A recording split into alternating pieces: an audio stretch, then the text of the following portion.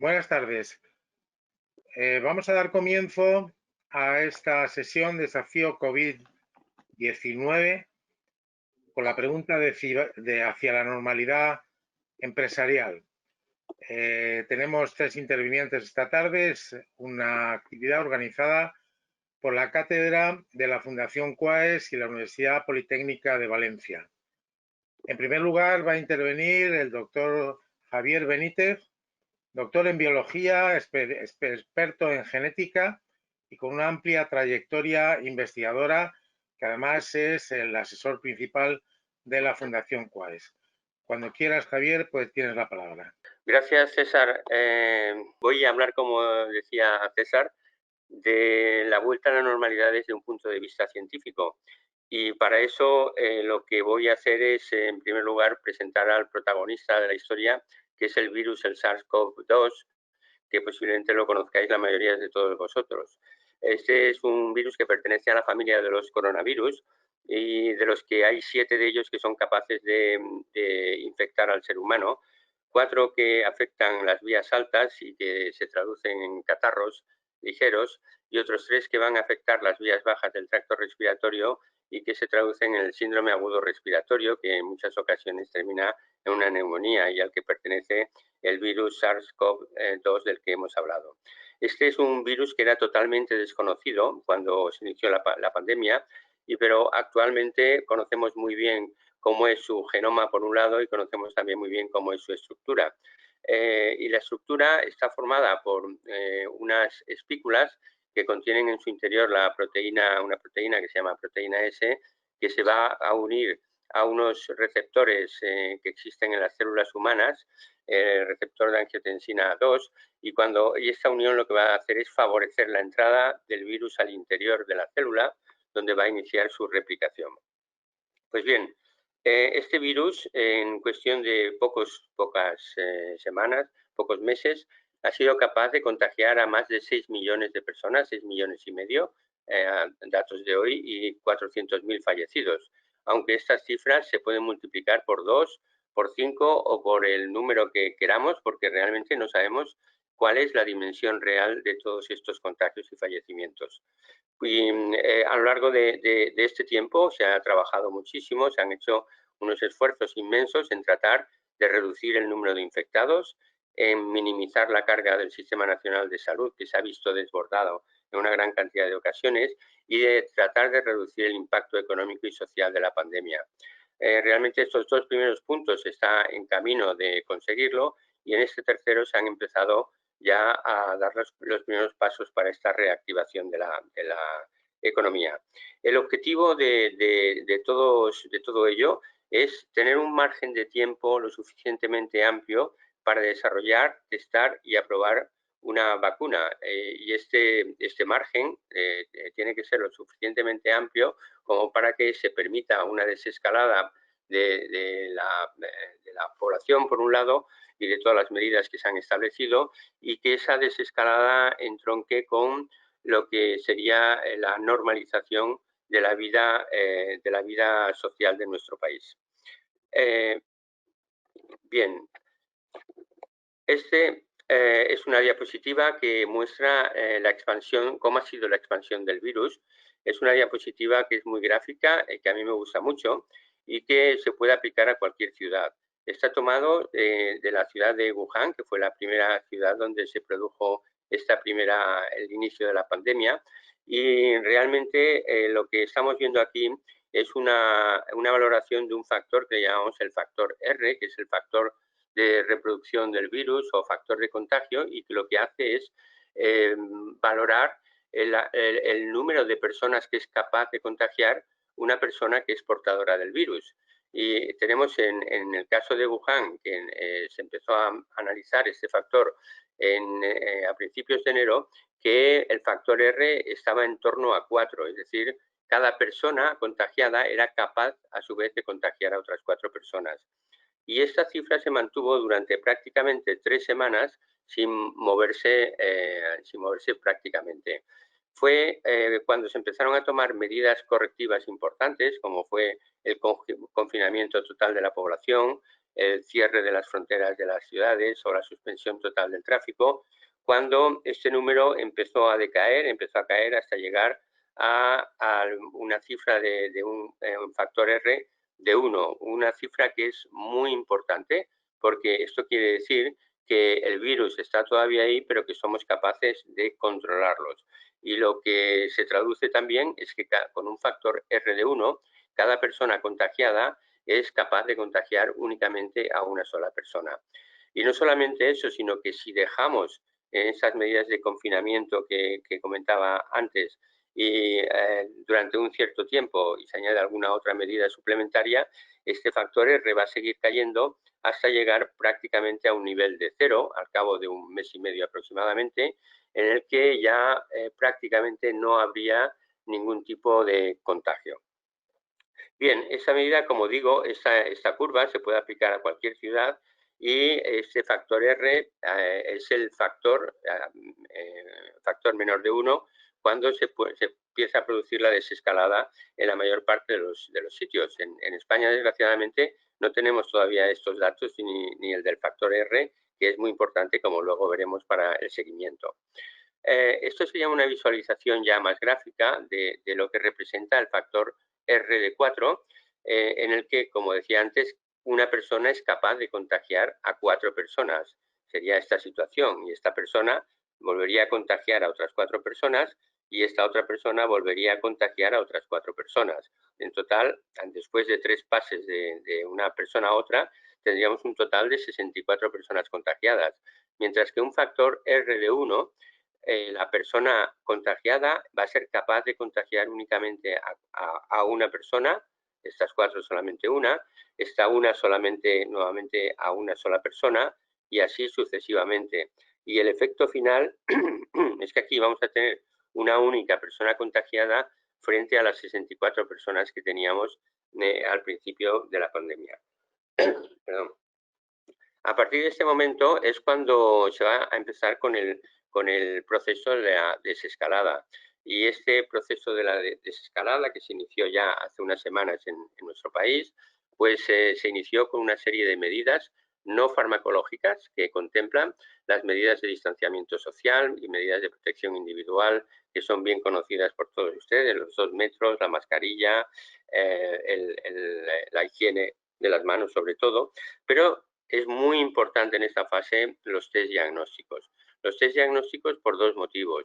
Primero, porque es necesario tener una valoración, un estudio poblacional de cada uno de los países o comunidades. Es decir, conocer el porcentaje de población contagiada que existe en España. En España, hace poco tuvimos los primeros datos sobre una primera serie de 60.000 personas y nos dio unas cifras de alrededor de un 5% de contagios de la población general. No quiere decir que en todas las comunidades este 5% sea general, sino que hay comunidades como Valencia que tiene un 3% aproximadamente o Madrid que tiene un 10%, pero en conjunto sería un 5%. Pues bien, esta cifra es muy baja, es una cifra de contagios muy baja y esta cifra no es en medida alguna protectora de lo que hemos dado en llamar el conseguir esa barrera inmunológica debido a un porcentaje importante de contagios que evitaría o que lentecería muchísimo los contagios posteriores. Esta barrera estaría situada en torno a un 70%, con lo cual quiere decir que de este 5% al 70% nos quedaría mucho camino por recorrer y ese camino por recorrer lo tendrían que hacer realmente pues una vacuna que pudiera infectar artificialmente a la población. Y en segundo lugar, los test diagnósticos son súper importantes por la vuelta a la actividad laboral. La vuelta a la actividad laboral supone que va a incorporarse toda una serie de personas al trabajo y si son grandes empresas, pues puede haber miles de trabajadores y la vuelta de esos miles de trabajadores puede ser una complicación si entre ellos se encuentran personas que son portadoras del virus pero que son totalmente asintomáticas. Por ello es la importancia de los test diagnósticos, los test serológicos, o en otros casos de la PCR, para controlar la vuelta al trabajo. Vuelta al trabajo con el objetivo de evitar nuevos brotes, puesto que una persona contagiada, portadora del virus, dentro de una empresa con cientos o miles de trabajadores puede ser una nueva fuente de contagio. Y por otro lado, porque estos grupos de personas que ya han pasado el contagio, que ya han sufrido la infección, pues realmente van a ser pueden ser los auténticos reactivadores de la economía, ya que van a ser personas que ni van a contagiar ni van a ser contagiados, y van a poder desarrollar las tareas posiblemente con más posibilidades o riesgo de contagio en momentos determinados. Por ejemplo, en el caso de los sanitarios, sería el grupo idóneo para poder estar trabajando con ellos. A partir de aquí, nuevamente, y con este desconfinamiento, es cuando entramos en esa línea de normalización. Una normalización que, por supuesto, no va a ser la normalización de la que tenemos en mente o teníamos en mente hace 6 meses o un año, sino que va a ser una normalización con muchas limitaciones. Limitaciones en el sentido de que va a haber un control, hay que tener un control del porcentaje de personas contagiadas y del factor R que os comentaba antes por parte de las administraciones, porque si se observa que ese factor R empieza a subir nuevamente la curva y se empieza a acercar a esa línea que hemos establecido de factor R igual a 1, hay que adoptar o modificar las medidas de normalización que se estaban haciendo y adaptarlas a cada una de estas ocasiones y a los porcentajes que presenta cada una de las comunidades.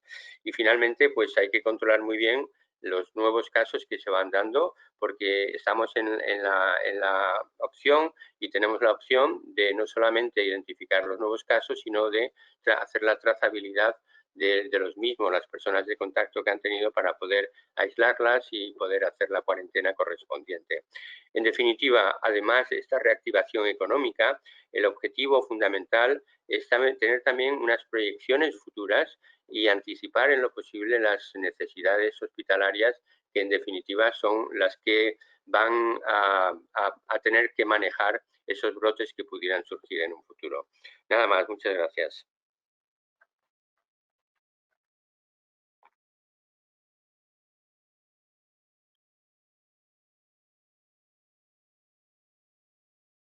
Se me oye ahora bien. Gracias, Javier, decía, por tu intervención, como por el planteamiento que nos deja muy claro el objetivo de esta sesión.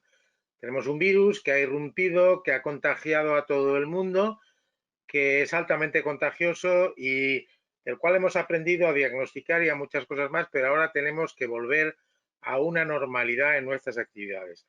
Tengo algunas preguntas que te haré y luego respuestas breves. ¿Sabes a qué se debe que no se tengan curvas de seguimiento y de factor R en la población española? Bueno, la verdad es que hay algunas curvas en nuestra población, pero son de porcentajes, por ejemplo, de los porcentajes de contagiados, porcentajes de fallecidos, pero realmente curvas que nos puedan decir este factor R hasta el momento no tenemos. Posiblemente porque se necesita, los cálculos de los factores R necesitan de distintos parámetros, necesitan conocer muy bien el porcentaje de población que está contagiada en cada uno de los momentos. Se necesitan tener unas actualizaciones diarias muy completas. Y esto realmente se ha adolecido en ese sentido de que no se ha podido hacer en su momento los test diagnósticos correspondientes, y no hemos tenido esos datos fiables hasta ahora que se empiezan a hacer los datos poblacionales. Pero claro, ese factor R es súper importante tenerlo, no solamente en la época de la escalada, sino también en esta época de la desescalada, quizá más incluso ahora, porque ahora es cuando ese factor R nos va a marcar realmente si estamos yendo hacia esa normalización o están surgiendo brotes de nuevos contagios en determinados lugares. Muy bien. Ese 70% de protegidos que se considera la inmunidad de grupo así como necesaria, ¿no te parece demasiado alto? Porque en realidad en España se calcula entre el 5 y el 10% según las comunidades. ¿Qué te sugiere ese Bueno, 70% y la posibilidad de llegar a él? realmente estamos en unos porcentajes que van a ser muy parecidos en todos los países europeos. A lo mejor en alguna parte de Europa concreta se puede llegar a un 10 o un 15%, pero no va a pasar de ahí. Y el 70% está basado también, en modelos de genética evolutiva, por así decirlo, y es muy gráfico pensar por qué tiene que ser esa cantidad aproximadamente, o ser esa cantidad, un 70-75%. Eso supone que de cada 4 personas, 3 están ya infectadas, han pasado ya por la infección. Entonces, a la hora de contagiar, si tú estás rodeado de 1000 personas, pues es muy difícil que tú puedas eh, contactar o contagiar a la persona que tienes al lado, porque tienes muchas probabilidades de que esa persona ya esté también contagiada, con lo cual se va cortando esa cadena de contagios. Está estrechamente relacionado con el factor R que comentábamos antes, de factor R menor que 1 y sobre todo acercándose ya casi al 0. No va a haber personas que no estén infectadas en tu entorno. La mayor parte de ellas van a estar infectadas y por consiguiente esa cadena de contagios que veíamos en la figura pues se va a interrumpir y no va a continuar. Por eso se llama esa barrera de grupo o barrera de contagio, barrera control. Bueno, surge una pregunta muy recurrente y que aflora por todos lados. La mascarilla, porque ya sabes que se ha dicho a veces que si no era demasiado necesaria o qué. En estos momentos sí se considera muy necesaria, pero algunos siguen pensando que quizá el no usar mascarilla o no usarla con tanta profusión podría ayudar a generar esa inmunidad de grupo. ¿Cuál es tu opinión al respecto? Ya, bueno, el llegar a conseguir la inmunidad de grupo es un método que se ha seguido en los países nórdicos y en algunos países nórdicos y que, bueno, tendremos que ver también la efectividad, ¿no? Porque, por ejemplo, en Suecia están ya por, no sé, 5.000 fallecimientos y hay también una gran cantidad de contagios. Creo que es importante el conseguir esa inmunidad de grupo poco a poco, pero también tiene que haber unas ciertas características del país, de las personas, del entorno que lo permitan. Y creo que los países mediterráneos pues somos bastante opuestos en ese sentido a los nórdicos. Pero Pues, yendo al... Perdón, sí, pero, sí, sí. pero yendo al tema de las mascarillas, el tema de las mascarillas, que la OMS ha sido muy reticente en llegar a decir que efectivamente que había que usarlas, pues yo creo que se ha debido también al mayor conocimiento que estamos teniendo de la transmisión del virus, porque todos los modelos estaban basados en el concepto de que el virus se transmitía a través de las gotitas de saliva, de las pequeñas gotitas de saliva, y se le hacía muy poco caso a las microgotitas, a los aerosoles estos que también expulsamos al hablar, que incluso los transporta el humo del tabaco.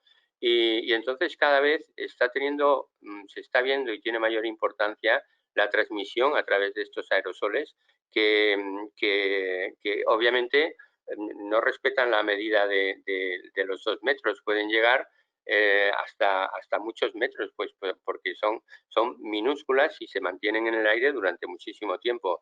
Por eso las medidas de las mascarillas ha llegado un momento que se están haciendo más importantes a la hora de mantener o tratar de mantener ese distanciamiento y esa protección individual por el conocimiento que estamos teniendo de los métodos de transmisión. Bueno, una última pregunta muy relacionada con el contenido de la sesión. Muchas empresas probablemente se preguntan si tendrán más problemas con el regreso de todo su personal a sus instalaciones o